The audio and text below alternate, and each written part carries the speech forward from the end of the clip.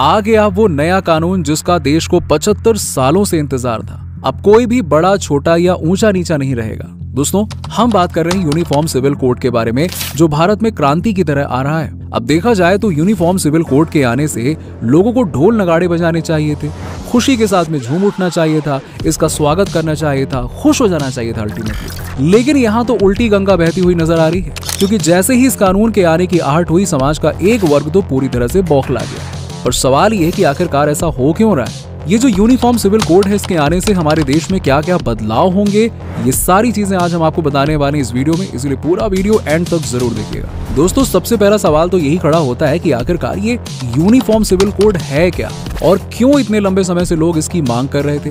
इन सब के बारे में आपको पता चले उससे पहले हम आपको कानून के बारे में थोड़ी बहुत जानकारी देना चाहेंगे, क्योंकि अगर मोटे मोटे तौर पर देखा जाए तो 3 तरह के कानून होते हैं, क्रिमिनल लॉ, दूसरा होता है कमर्शियल लॉ और तीसरा होता है सिविल लॉ।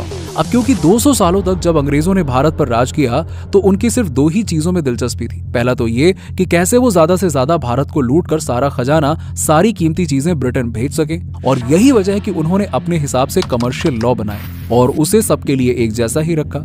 लेकिन जब बात क्रिमिनल लॉ की आती है तो उसे भी सभी लोगों के लिए एक जैसा ही रखा गया। लेकिन उन अंग्रेजों को सिविल लॉ से कोई लेना देना था ही नहीं। उन्हें तो रत्ती भर फर्क नहीं पड़ता था कि मॉडर्न टाइम के हिसाब से नियम कानून क्या होने चाहिए। उन्हें सिर्फ और सिर्फ अपने फायदे से मतलब था। औरतों की स्थिति कैसी होनी चाहिए, उन्हें कैसे हक मिलने चाहिए, इन सारी चीजों से अंग्रेजों का दूर दूर तक कोई लेना देना था ही नहीं।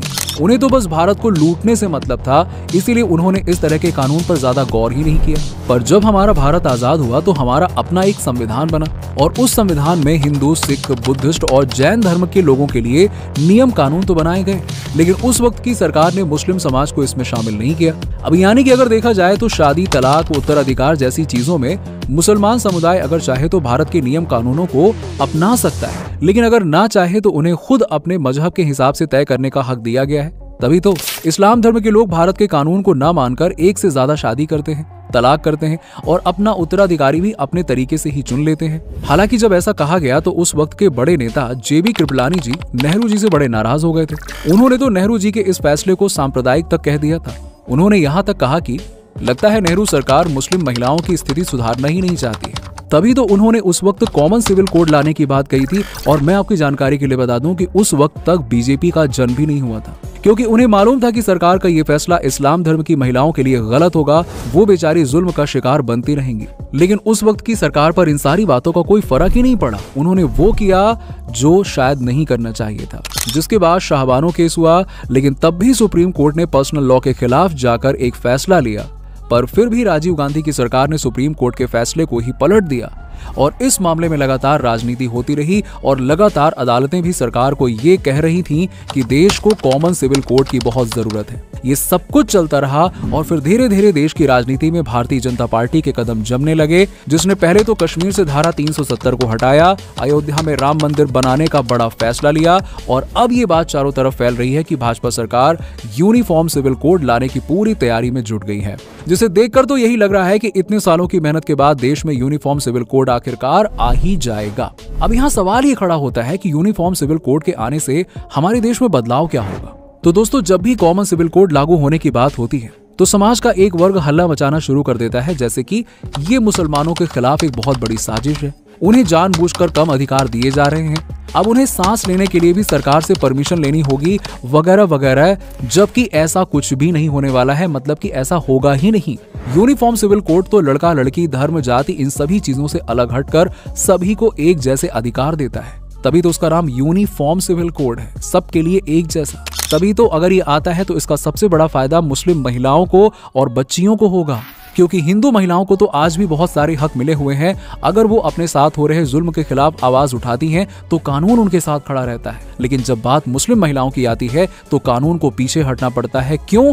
क्योंकि आजादी के बाद ये तय कर दिया गया था कि इस्लाम धर्म के लोग अपने धार्मिक कानूनों के हिसाब से शादी, तलाक और उत्तराधिकार जैसे घरेलू मामले सॉल्व कर सकते हैं, जिसकी वजह से कई सारी मुस्लिम बहन बेटियों को दबकर रहना पड़ता था। अगर उनका पति दूसरी शादी कर रहा है तब भी वो कुछ नहीं बोल सकती थी। क्यों? क्योंकि उनके कानून में ऐसा है। अगर उन्हें बिना कोई मदद किए पति छोड़ देता है तब भी उनका कोई अधिकार नहीं होता था और इस चीज की वजह से ही कई सारे मुस्लिम लड़कियों की जिंदगी तबाह हो चुकी है। लेकिन अगर कॉमन सिविल कोड आ गया तो मुस्लिम महिलाओं की जिंदगी पूरी तरह से बदल जाएगी। इसके आने के बाद से सभी की शादी की एक उम्र तय कर दी जाएगी। फिर किसी भी धर्म का शख्स उस उम्र से पहले अपने बच्चे की शादी तो कर ही नहीं पाएगा। इसके पीछे की सोच ये है कि लड़के के साथ साथ लड़कियां भी कम से कम ग्रेजुएशन तो कर ही लेंगी ना। हाँ, भारत में तुरंत 3 तलाक को खत्म कर दिया गया, लेकिन अभी भी कई सारे ऐसे तरीके हैं जिसमें मुस्लिम महिलाओं को बिना मतलब के तलाक दे दिया जाता है और वो बेचारी कुछ भी नहीं कर पाती है। लेकिन दोस्तों, यूनिफॉर्म सिविल कोड आने के बाद में तलाक लेने का जो प्रोसेस है वो हर किसी के लिए सेम हो जाएगा और सभी को उसे मानना ही पड़ेगा, चाहे वो कुछ भी हो जाए। इतना ही नहीं, इस कानून के तहत मुस्लिम महिलाओं को तलाक मिलने के बाद गुजारा भत्ता भी मिलना शुरू हो जाएगा। वो रोड पे नहीं आ जाएंगी जैसे अभी होता है। इस नए कानून के बाद मुस्लिम महिलाएं भी बच्चे को अडॉप्ट कर पाएंगी, जबकि मुस्लिम पर्सनल लॉ में मुस्लिम महिलाओं को बच्चा अडॉप्ट करने का हक नहीं था। और जिस बात का सबसे बड़ा दुख मुस्लिम मर्दों को है वो ये है कि अब एक से ज्यादा शादी नहीं कर पाएंगे। यहाँ तक कि बेटों की तरह बेटियों को भी माँ बाप की प्रॉपर्टी में बराबर का हक मिलने लगेगा। अब आप खुद ही सोचिए, किसी एक कानून से एक वर्ग की महिलाओं को इतने सारे अधिकार मिल रहे हैं, उन्हें बराबर का दर्जा मिल रहा है, खुद पर हो रहे जुल्म से उन्हें मुक्ति मिल रही है, तो उस कानून का दिल खोलकर स्वागत करना चाहिए या फिर उसे साजिश कहकर बदनाम करना चाहिए? बताइए आप। क्योंकि अगर देखा जाए तो जो भी लोग इसका विरोध कर रहे हैं उनके पास विरोध करने की कोई जायज वजह तो है ही नहीं।